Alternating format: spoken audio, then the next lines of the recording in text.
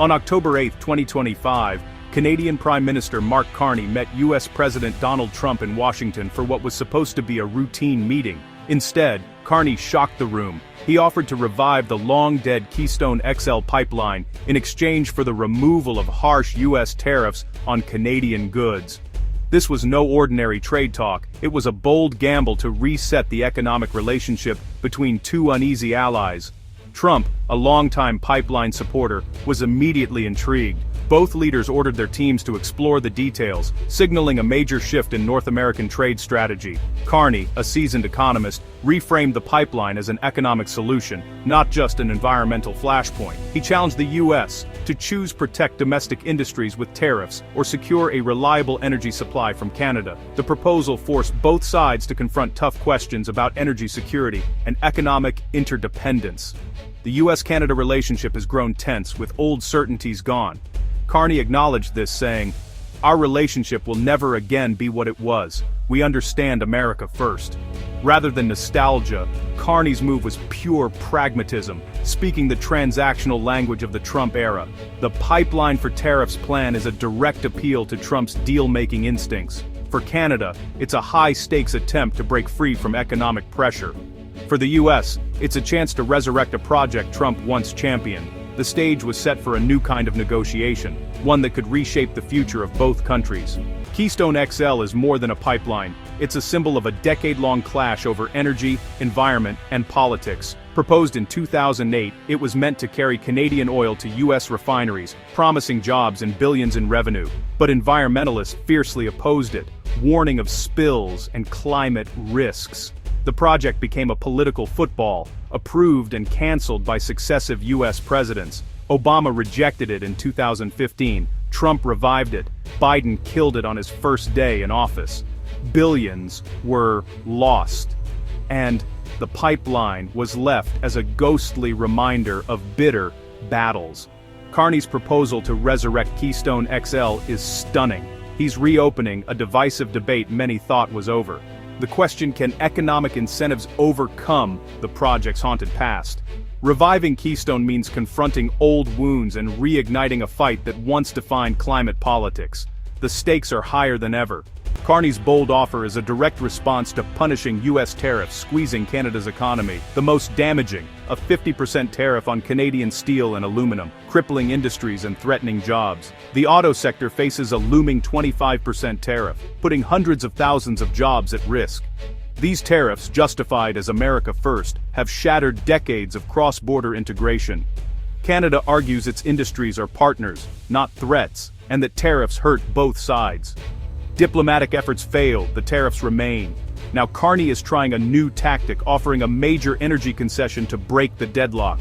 The Keystone XL pipeline is his bargaining chip to free Canada from economic pain. The stakes are enormous. Canada's manufacturing base and economic future hang in the balance. The U.S. wants to protect its industries, but at what cost? Carney's move is a last-ditch effort to restore stability. The outcome could redefine North American trade. The world is watching. Carney's pitch to Trump was more than a pipeline-for-tariffs swap. It was a strategic masterstroke. He highlighted America's reliance on Canadian aluminum, which supplies 60% of U.S. demand. Tariffs, he argued, only make American manufacturing more expensive. Producing that aluminum domestically would require the energy output of 10 Hoover dams, a colossal, costly demand. Carney's message: let Canada supply aluminum, and the U.S. can save its energy for the AI and EV revolutions. It's a win-win, appealing directly to Trump's focus on American industry. Domestically, Carney faces pressure from Alberta, desperate for a new pipeline.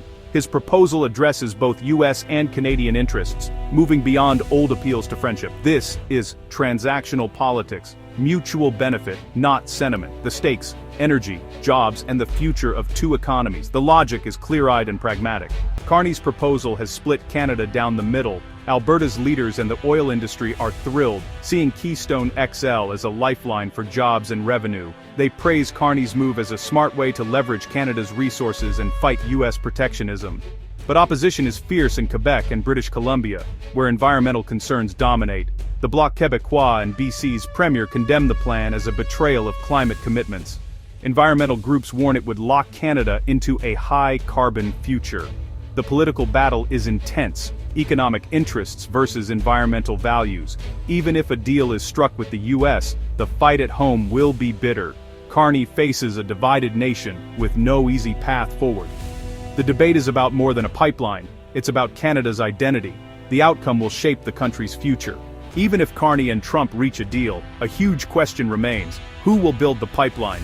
TC Energy, the original proponent, lost billions after Biden's cancellation and has since moved on. Its spin-off, South Bow, says it has no plans to revisit Keystone XL. The financial risk is massive. No company wants to gamble billions on a project that could be canceled again. Trump promises swift approvals, but future presidents could reverse course. The project is so politicized, its fate depends on who's in the White House. Unless governments offer major guarantees, private investors may stay away. Some suggest a government stake, but that's politically explosive. For now, no one has stepped up. The billion-dollar question: will anyone take the risk? Carney's Pipeline-for-Tariffs proposal has pushed U.S. Canada relations into uncharted territory. If a deal is struck, it could set a new model: pragmatic, transactional, and focused on national interests. For Canada, it means relief from tariffs and a win for its energy sector. For the U.S., it secures oil and aluminum from a trusted ally. But the risks are huge. Environmental opposition, political divisions, and investor uncertainty could derail everything. Failure could worsen tensions and trigger more tariffs. This is a critical test. Can the two countries adapt, or is the old partnership truly over? Negotiators face powerful opposition and daunting details. The world is watching to see if bold deals can bridge deep divides. The next chapter in U.S.-Canada relations is being written now. Its outcome will echo for years to come.